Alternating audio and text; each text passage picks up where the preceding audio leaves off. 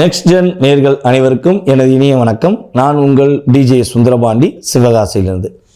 நேர்களே, தற்போது நம்ம பார்க்க போகிற விஷயம் என்னன்னு அப்படின்னு சொல்லி பார்த்தீங்கன்னா, செவ்வாய் பகவான் கடக ராசியிலிருந்து சிம்ம ராசியை நோக்கி பயணிக்க போகிறார். இப்போ செவ்வாயோட பெயர்ச்சி நடக்கு.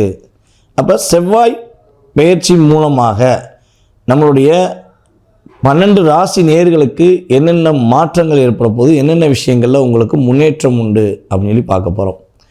இந்த செவ்வாயானவர் யார்?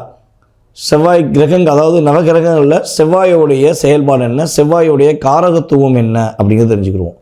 ஸோ அப்போ தெரிஞ்சுக்கிட்டோம்னா செவ்வாய் பகவான் என்னென்ன விஷயங்கள்லாம் செயல்படுத்த போகிறாங்கிறது நம்ம ஈஸியாக புரிஞ்சுக்கிற முடியும். செவ்வாய் பகவான் பார்த்திங்கன்னா காலபுருஷன் ராசிக்கு முதலிடம் மற்றும் 8ஆம் இடத்த அதிபதியாக வருகிறார். நம்மளுடைய வாழ்க்கையில் ஆரம்பம் மற்றும் நம்மளுடைய வாழ்க்கையில் 8ஆம் இடம் தான் ரகசியங்கள் மற்றும் பிரச்சனைக்குரிய விஷயங்கள் அப்படின்னு சொல்லலாம். ஒரு மனிதனுடைய அத்தனை விதமான ரகசியங்களும் 8ஆம் இடத்தில் புகைந்திருக்கும். அந்த புதையல் மாதிரி உள்ளே இருக்கும். ஸோ அது நல்ல விஷயமா கெட்ட விஷயமாங்கிறத நம்ம உங்களுடைய ராசிக்கு, உங்களுடைய சுய ஜாதத்துக்கு செவ்வாயுடைய அமைப்பை வச்சு நம்ம செக் பண்ணணும். ஓகேவா? ஸோ இப்போ இந்த செவ்வாய் பகவான் நம்மளுடைய வாழ்க்கையில் ரொம்ப ரொம்ப இம்பார்ட்டண்டான விஷயம் என்னென்னு பார்த்தீங்கன்னா, மங்களகாரகன் என்று அர்த்தம். ஒரு வீட்டில் சுப நிகழ்ச்சிகள் நடக்கணும் அப்படின்னா செவ்வாயோடைய ஆதிக்கம் உறுதியாக இருக்கணும். செவ்வாயோடைய பார்வையோ அல்லது செவ்வாயோட அந்தரமோ செவ்வாயோடைய புத்தியோ திசையோ ஏதோ ஒன்று நடந்தால் தான் இயல்பாகவே நம்ம வீட்டில் ஒரு மங்களகரம் நடக்கும். அதே போல் பார்த்திங்கன்னா செவ்வாயை நம்ம நாடி முறைப்படி எப்படி சொல்லுவாங்க அப்படின்னா, செவ்வாய் தான் பெண்களின் ஜாதகத்தில் கணவராக கருதப்படுகிறார். நாடி முறைப்படி ஒரு பார்ப்போம். ஜாதகத்திலே பார்த்திங்கன்னா நாடி முறைன்னு இருக்குது. இப்போ பிறகுநந்தி நாடி. ஸோ இந்த முறைப்படி பார்க்கும்பொழுது செவ்வாய் பார்த்திங்கன்னா கணவர், பெண் ஜாதகத்துக்கு செவ்வாய் வலுவாக இருந்தால், செவ்வாய் சிறப்பாக இருந்தால், தன்னுடைய லக்னத்துக்கு செவ்வாய் எந்த இடத்துல இருக்காரோ அதை வச்சு அவங்களுடைய கணவருடைய ஆக்டிவிட்டீஸ் நம்ம கண்டுபிடிக்க முடியும். அதுக்கடுத்து பார்த்திங்கன்னா செவ்வாய் பார்த்திங்கன்னா விவசாயம் சார்ந்த செயல்பாடுகளுக்கு செவ்வாயோட ஆதிக்கம் நல்லா இருக்கணும். ஒருத்தர் பல வருஷமாக விவசாயம் பார்க்காரு, கிட்டத்தட்ட ரொம்ப வருஷமாக விவசாயம் பார்க்காருன்னா செவ்வாய் அவருக்கு ரொம்ப சாதகமாக இருக்காருன்னு அர்த்தம். அதே போல் பூமி சம்மந்தப்பட்ட எல்லா விஷயங்களுக்கும் பூமிகாரனாக வருவதே செவ்வாய் தான். அதே போல் நம்மளுடைய உறவு முறையில் பார்த்திங்கன்னா இளைய சகோதரியை குறிக்கும் பாவகம் செவ்வாய் தான். இந்த செவ்வாய் எப்படி இருக்காரோ அதை வச்சு இளைய சகோதரன் உண்டா இல்லையா, அல்லது இளைய சகோதரனுக்கும் உங்களுக்கும் ஒரு அன்பு இருக்குமா இருக்காதாங்கிறத நம்ம கண்டுபிடிச்சிடலாம். அதுக்கடுத்தபடியாக பார்த்திங்கன்னா உடலில் அங்கங்களில் அப்படின்னு சொல்லி பார்க்கும்போது பார்த்திங்கன்னா இரத்த நாளங்கள், நம்மளுடைய இரத்தம் சம்பந்தப்பட்ட விஷயங்களை செவ்வாய் தான் ஆளுமை கொள்வார். அதே போல் நம்ம இருதயம் இருக்குது பார்த்திங்களா, இருதயத்தோட எலும்பு கூடு இருக்குது பார்த்திங்களா, இருதயத்தை காக்கக்கூடிய எலும்பு கூடுகள். ஸோ அது செவ்வாயுடைய காரகத்துவத்தை சார்ந்தது. அதே போல் நம்மளுடைய மண்டை ஓடு இருக்குது பார்த்திங்களா, தலையோட மண்டை ஓடு, அதுவுமே செவ்வாயோட ஆதிக்கம். இந்த வண்டி வாகனங்களை வேகமாக போய் பட்டுன்னு அடிபட்டால், தலையில் அடிபட்டால் அடுத்த செகண்டே நமக்கு ஏகப்பட்ட பிரச்சனை வரும். ஸோ அப்போ அந்த மண்டை ஓடு உடஞ்சிருச்சுன்னா டோட்டலாக இவ்வாறு ஃப்ளாஃப் அப்படிம்பாங்கள்ல. ஸோ அப்போ அந்த செவ்வாயோடைய காரகத்துவத்தை வைத்து தலையில் அடிபடுமா அடிபடாதா அப்படிங்கிறத கேட்ச் பண்ணுவாங்க.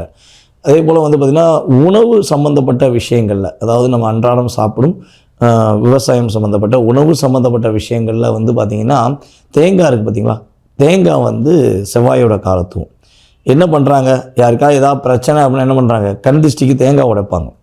அதே போல் ஒரு முக்கியமான விஷயம், ஒரு வீட்டில் ஒரு சுப நிகழ்ச்சி நடத்துகிறதா தேங்காய் பழம் உடைச்சி பழம் வச்சு தான் சாமி கும்பிடுவாங்க. ஸோ அது செவ்வாயோடைய காரத்துவம். பழம் வைக்கிறது குருவோட காரத்துவம். ஸோ இந்த இணைவுகளை நம்ம பார்க்குறோம். அதே போல் பார்த்திங்கன்னா வெள்ளை பூண்டு இருக்குது பார்த்திங்களா, இதுவுமே செவ்வாயோடைய ஆதிக்கம் சம்மந்தப்பட்ட விஷயம். இஞ்சியுமே செவ்வாயோடைய ஆதிக்கம் சம்மந்தப்பட்ட விஷயமாக கருதப்படுது. ஸோ இப்படி நம்மளுடைய மிக முக்கியமான விஷயங்கள், நம்மளை பாதுகாக்கக்கூடிய அத்தனை விதமான விஷயங்களுமே செவ்வாயுடைய காரத்துவம் இருக்கிறது. அதனால தான் யாரெல்லாம் சீருடை அணிந்து வேலை பார்க்குறார்களோ அவர்களுடைய ஜாதகத்தை வாங்கி பார்த்திங்கன்னா செவ்வாயோடைய செயல்பாடுகள், அவங்க வேலைக்கு உள்ளே ஜாயின் பண்ணும்போது செவ்வாயோடைய அந்தரம் தசாபுத்தி, நம்ம ஏற்கனவே சொன்ன மாதிரி அந்தரமோ தசாபுத்தியோ அல்லது கிரகங்கள் ரீதியாக ஒரு தொடர்பு கட்டாயமாக இருக்கும். அப்போது தான் அவங்க அந்த சீருடை சார்ந்த பணிக்கு போக முடியும் அப்படிங்கிறது கணக்கு.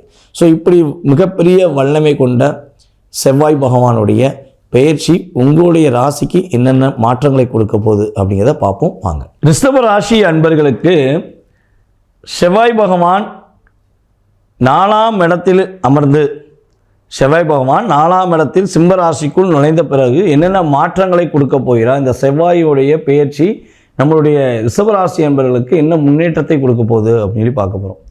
ரிஷபராசி பார்த்திங்கன்னா இருக்கிற வீடு பொருளாதாரம் சார்ந்த விஷயங்களை நோக்கி பயணிக்க அதிகமான வாய்ப்பு இருக்குது.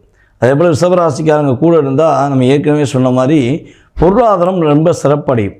கடின உழைப்பாளி ஒரு கம்பெனிக்கு டெவலப் ஆகணும்னு நினச்சாங்கன்னா அவங்க என்ன பண்ணணும், ஒரு ரிஷபராசிக்காரங்களை கூட வச்சுக்கணும். ஏன்னா அவங்க இருந்தாங்கன்னா ஆட்டோமேட்டிக்காக அந்த கம்பெனி என்ன ஆகும், ஆட்டோமேட்டிக்காக அப்டேட் ஆகும், பொருளாதார விஷயங்கள் நல்ல ஒரு முன்னேற்றம் அடையும். ஆனால் ரிஷபராசிக்காரங்க சட்டப்பையில் காசு இருக்கிறது ரொம்ப ரொம்ப கஷ்டம். அந்த அளவுக்கு பணத்தை ஒன்று வச்சுருந்தாங்கன்னா தேவையில்லாமல் யாருக்காவது கொடுத்து உதவிடுவாங்க, இல்லைன்னா எங்கேயாவது ஒரு விஷயங்களை விரைய செலவு வந்துடும். இது இயல்பாகவே ரிஷபராசிக்கு ஒரு விஷயம். ஆனால் என்ன தான் பணம் இல்லை கஷ்டம் இருக்குனாலும் வெளியே அதை காட்டிக்கிறவே மாட்டாங்க. அவங்கள மட்டும் உன்னுடைய வாழ்க்கையோட அர்த்தத்தை என்னால் புரிஞ்சுக்கிற முடியல, நீங்கள் இவ்வளோ கஷ்டத்தில் எப்படி சிரித்து செயல்படுத்துகிறீங்க அப்படின்னு சொல்லி கேட்கக்கூடிய செயல்பாடு அவங்கள்ட்ட இருக்கும் என்பது உண்மை.